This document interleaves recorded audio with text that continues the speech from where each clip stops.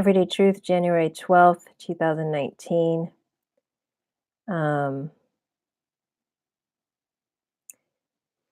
so I'm sitting here having just gotten back from seeing the movie Free Solo, which is a film by Jimmy Chin, who is my boyfriend. Of course, that's not true. That's my joke. But love his work so much and just who he is, what he does. And of course, I love Yosemite. And last year was the first year I took a rock climbing class at Yosemite at the base of El Cap on the Swan. I think they call them the Swan rocks. Anyway, it's the very base of El Cap. Mimi was our teacher. She's awesome. So I've experienced what toe holds are on El Cap, which is like, oh, do you see that little slight variation in the texture on the rock? Like that's your toe hold. Okay, gotcha. Um, Not like the giant plastic holds at the gym, that the rock climbing gym that you go to, but just like a little change in roughness where you're getting the toe of your shoe to like stick. Anyway, so I had very visceral memory of that, and also like the awesome feeling of like jamming your whole arm up to your forearm into a crack and like using that to like lift your entire body up. And I actually like that a lot. I like the chimney stuff. So I was having like a lot of flashbacks to that in a good way. I have so much to say, and I'm so moved right now because, of course, I went through the Instagrams of Alex Honnold, Sonny McCandless, Jimmy Chin, and Chai, Jimmy Chin's wife, whose last name I unfortunately do not know how to pronounce. She's just anyway. They're all amazing, but I think from having watched the behind the scenes for Miru, the film, which is where she came in and sort of helped craft a story from all this raw footage of a group of friends climbing. She really brought that element into this movie, asking the kinds of questions that I'm always interested in, which is, here's this person doing this thing that it's very easy to say, wow, that's so amazing. They must be so talented, or they must have some kind of a special gift, or, somehow they're different. And yes, they are, but she kind of goes further into asking, how are they different? And what is it that made this person who they are? So, and she always asks about childhood and parents and all the circumstances that converged in a life to create this person. And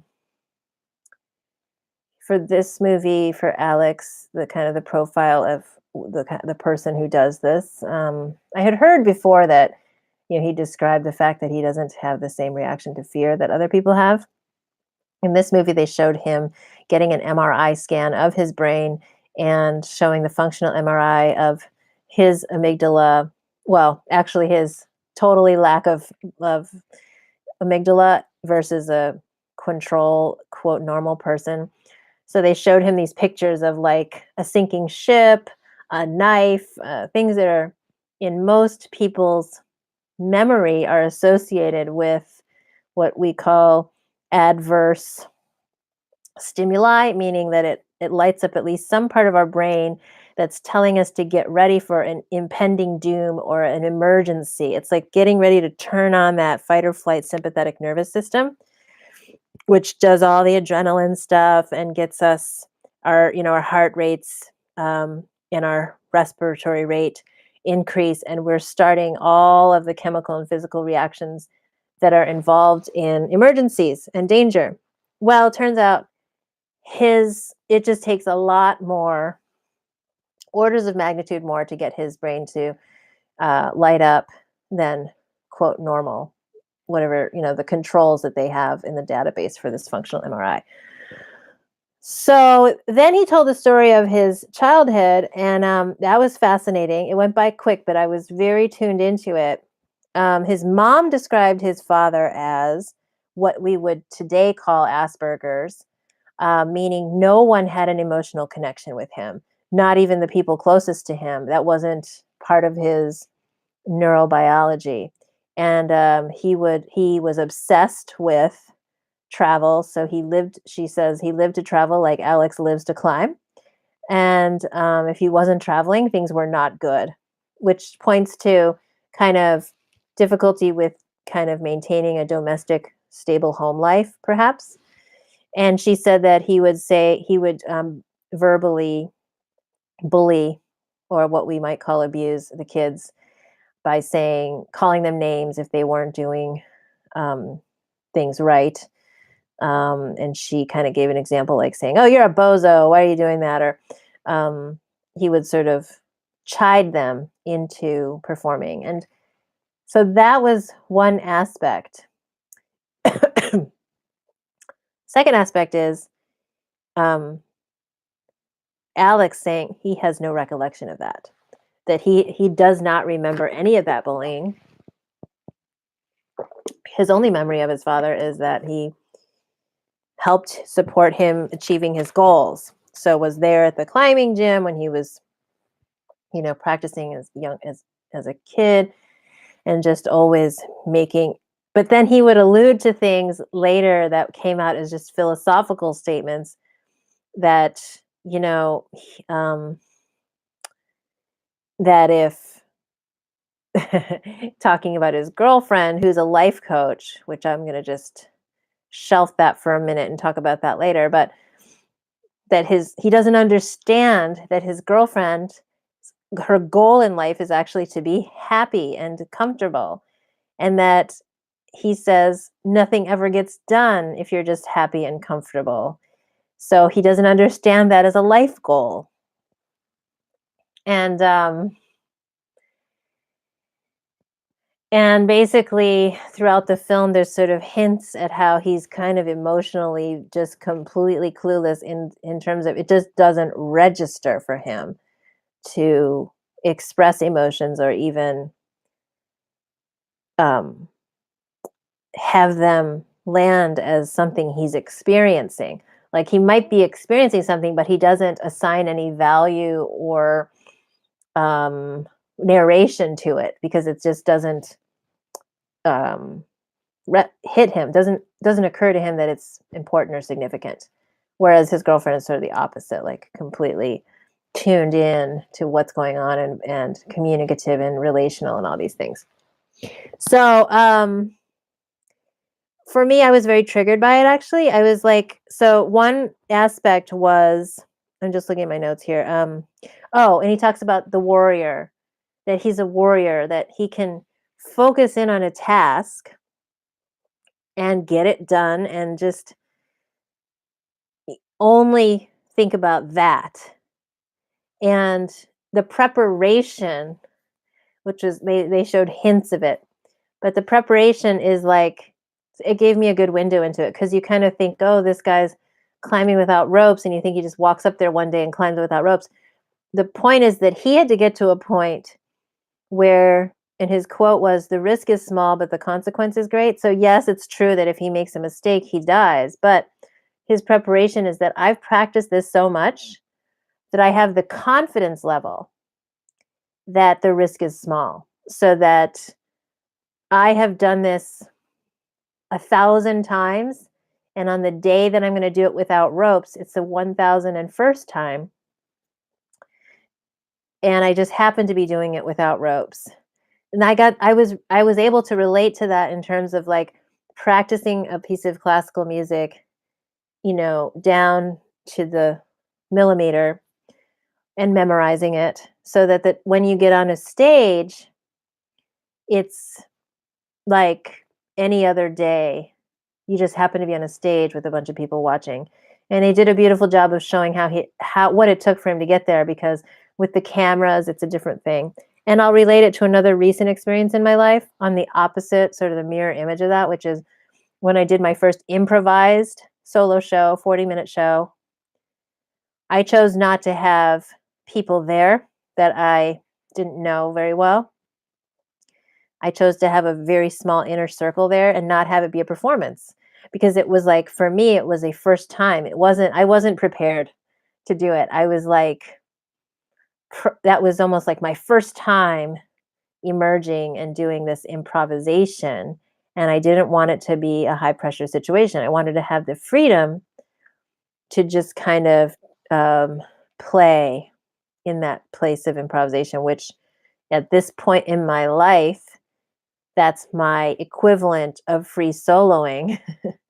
It's improvised solo, and now I have so just to relate it back to my experience and why I was triggered by it. It's like I understand. I was trained to be a warrior.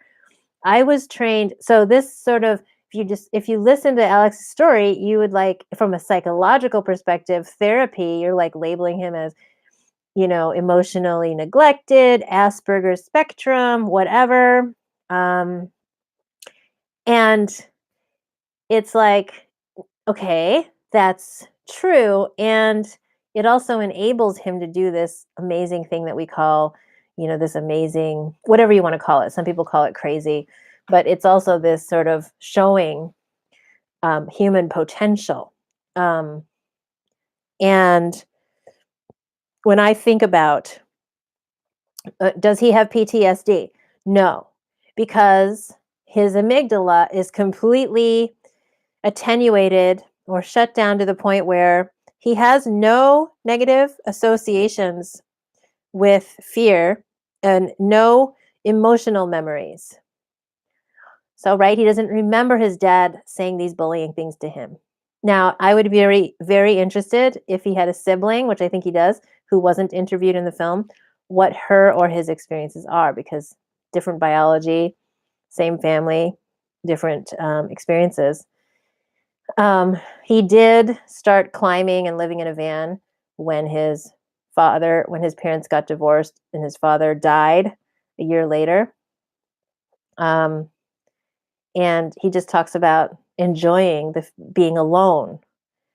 And um, so many people, and me included, I relish my time alone. And I spent a lot of time alone as a child in my practice zone, focusing my mind on perfection and mastery. And he talks about that feeling of being perfect is really a good feeling.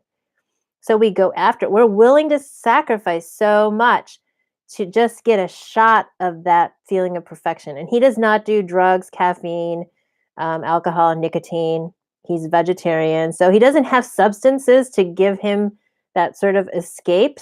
So all of his energy is channeled into the pursuit of perfection. And he happens to have this amazing, huge challenge of El Capitan to funnel all that energy into. And I just really identified with like, you know, classical violin is a version of that. It's not so huge. It doesn't make such a good movie. It's not a good visual, but the precision and of course the stakes are not life or death unless you were threatened with death if you made a mistake. It's like you need a huge sort of insurmountable challenge that takes all of your mental energy to get there. If it's not hard enough, not difficult enough, it doesn't take up enough space in your brain to get all the focus. So these physical challenges, physical mental challenges are a real saving grace. And maybe they help. Who knows? We didn't scan his brain until after he'd be doing all the climbing. Who knows how much of his amygdala was there before and has now been attenuated by these experiences? We don't know. What I do know from my own experience is that I had that enjoyment of solo time. When I'm on stage as a soloist, I'm in control and I'm also free because I've done the preparation and now it's me. It's my turn. Nobody else can help me and nobody else can hurt me. And I really really understand that. And I also feel the loss of, someone who wasn't actually given the space. And Alex's mom talks about how she is glad that he doesn't tell her when he's going to do these things, and that she also knows how much he loves this, and she would never, even though she worries, she would never take that away from someone, knowing that this is the thing that makes him feel the most alive. This is what he has, that she would never take that away from someone. And for her to have that insight and that layer of selflessness to step back and put her own fear aside and say, that's what he needs to do, and I'm going to deal with my own fear, is pretty amazing, and is another factor that converged on his life to make what he's doing possible. I'm feeling like, something in my brain is very, very much wired to be a warrior also, to be able to shut everything out and to focus. And so as I look at the struggle of my last 10 to 20 years, actually, since when I decided to kind of give up and actually apply to medical school, I would just say that's when it started for me, like 1994. um, the struggle has actually been the struggle to try to be somebody that my wiring is not. And I've actually, at this point, succeeded in rewiring my brain partially. But the original wiring, whatever it is, I have not been scanned. I don't have a functional MRI of my brain, but I can have a feeling of what my wiring is. That the original wiring that was warrior wiring, that mistakes are life-threatening and catastrophic, and how you overcome that is you train for perfection and you block out everything around you. You don't care about people. You don't care about your own emotions, and you don't care about other people's emotions, because there's a job to do. And you focus on doing that job. And that's your only focus. The problem with that, and I'm going to bring gender into this, because one of the things that set me off in the movie was sort of the stereotypical gender roles of the man warrior and the woman sort of this emotional, she's like crying, the way they dramatize it. I don't know what happened in real life, but they show her like crying and getting so emotional, and finally leaving him alone on the morning that he's going to do the climb, which I was like, thank God, get out of here. Like, stop pestering him. She would always ask him all these questions. Like, are you going to do it now? She'd want him to get very verbal about his feelings. And I'm just like, why don't you shut up? And of course, she's like the feminine character who's like caring and relational and wanting to buy a house and nest and get, they go shopping for a refrigerator. And she's sort of the domestic one that like is going to make the home instead of only having a van to live in, whatever. I love the vans, by the way, how everybody in this movie like lives in a van. And I was pissed because I'm like, guess what?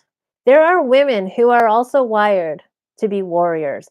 And for whatever, I mean, we can go back and do the intergenerational trauma stuff and where that happened and whether that's right or wrong. Doesn't matter. Some women don't have that, whatever that wiring is, and can be single-mindedly focused and do that same thing and want to take those risks. But what are the factors that converge in society? We are pressured to go and make human babies, to make homes, to be the relational ones, to be the ones to be verbal about emotions, to get people to communicate, to be these nurturing people. And what about the women that are pissed off about that role? And, there's not really, so let's say there's a woman like that, and then her partner actually has to be sort of more of the fill in the gaps for the domestic thing. And what if that happens to be a man? There's not a really good place for those men in our society that are the nurturing, supportive, communicative, emotionally aware, domestically minded people. We haven't really, I know some of them in real life, actually. I live next door to one who was amazing. We don't really have good stories of those people and what it's like. And we don't have these types of heroic stories of women that don't involve them eventually having human babies and, taking this different role. And so that's my projection. That's my trigger that's happening right now in this movie. Um, because yes, I am mourning the loss of the part of myself that was that warrior, was the perfection monger, was the person who pursued mastery relentlessly, was the person who could not give a fuck what people thought. And then somehow I have been, and I haven't really decided. I think I'm still in this contradiction and not really knowing and a little bit conflicted about, this sort of move from that hardened warrior, the one who achieved and could have had a certain status among people, who then sort of chose, due to pressure, frankly, from my own certain family members, to soften into a more conventional and socially acceptable female role and learn all these skills to become more palatable, frankly, as a marriage partner and creator of human babies. So that happens to people. And I am saying, how many human potential lives have been lost in that process? And also, sure, we've gained a few more human babies in the world, but there's also been a loss. And maybe I'm kind of honing in on the seed of my story that I'm creating, and that I'm grateful for finding a new container for myself to channel that same warrior soloist energy. And that's my solo show, where nobody can touch me, nobody can hurt me except myself, and I'm free because I can put all of my ideas and rants and everything into characters into this show and have them say things that I want to say in the way that I want to say them, and nobody can interrupt me because of the container of the theater. And same with film, right? As a writer, director, screenwriter for film, that film, when it's done, stands as your work and people can respond to it in whatever way they want, but the film has been made. What you want to say has been said, and all of the other responses come after that. And so there's that need in some humans to have that.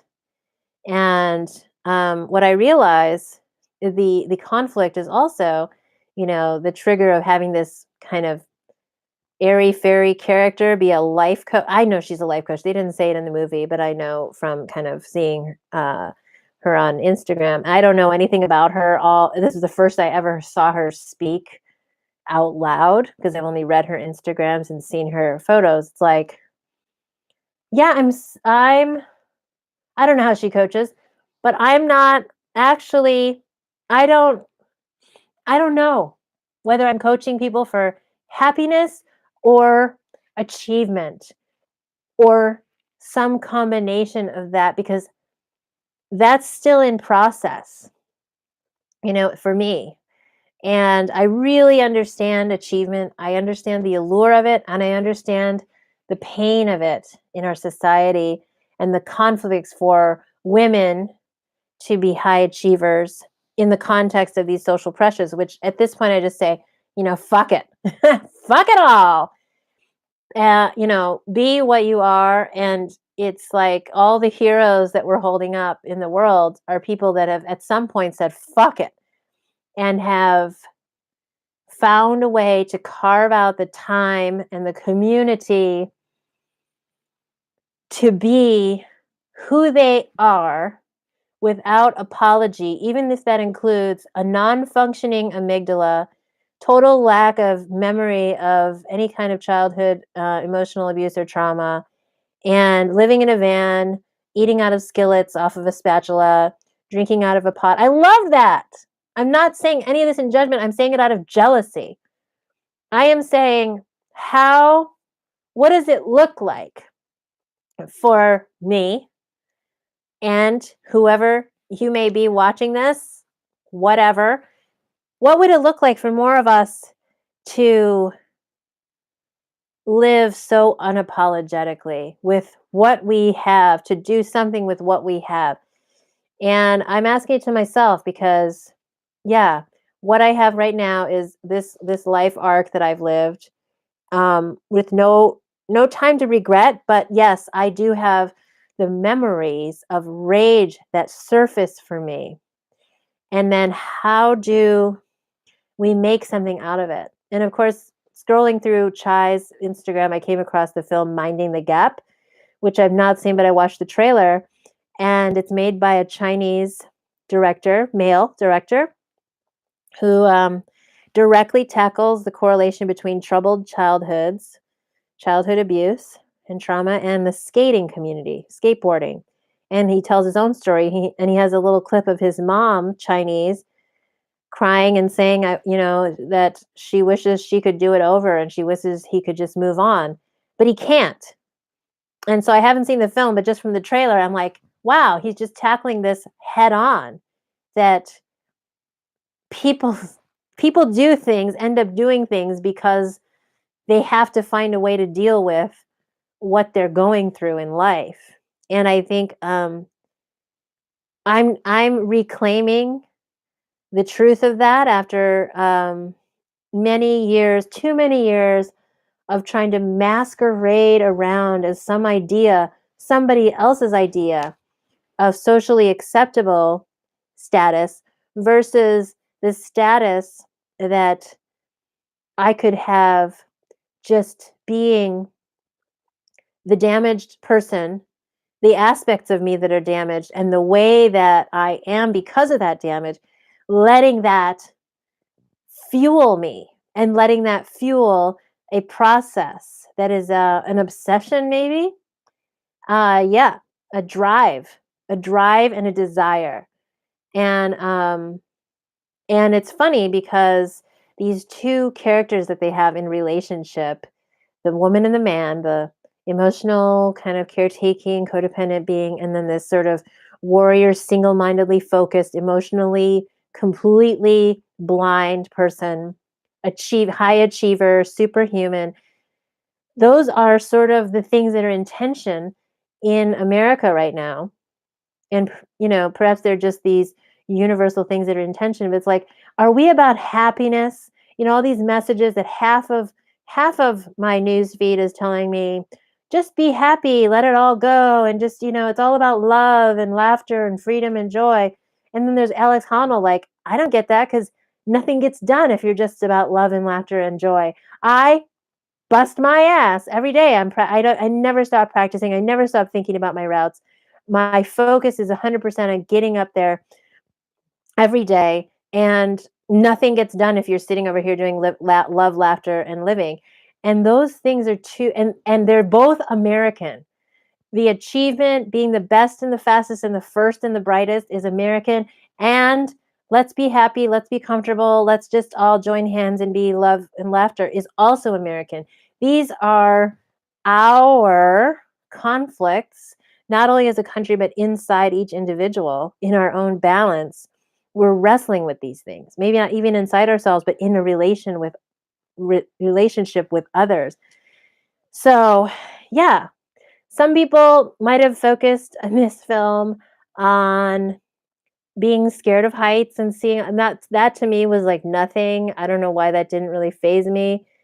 I was looking at these aspects of the inner workings of a person's history and their brain that gets under the point, and the metaphor of climbing that, which I realized it had nothing to do with like a childhood love of the outdoors. It just happened to be another mental and physical challenge that captured his attention, let him be alone with himself for long enough, and gave him this container and outlet for all of who he is, not in some self-realized Buddha form, but exactly with all of the eccentricities and uniqueness of who he is. And I just think it's a model for what we could each be in our own way if we just let ourselves be who we are. And he's it's really visually stunning to see that this particular realization of human potential in that form, and amazing to think about the filmmaking process. And I hope they make a documentary on that part of it, because they didn't show a lot of the film crew dynamics. I'm sure they're saving that footage for another release, but I'm so happy that this film is doing well, because my boyfriend Jimmy Chin, who is married and has 2 children, um, is it's amazing to bring the beauty of that place, and of course the knowledge that I have from having spent some time every year there for the last 7 years. Um, um, and van life, hashtag van life. It's going to happen someday. So that's it for today.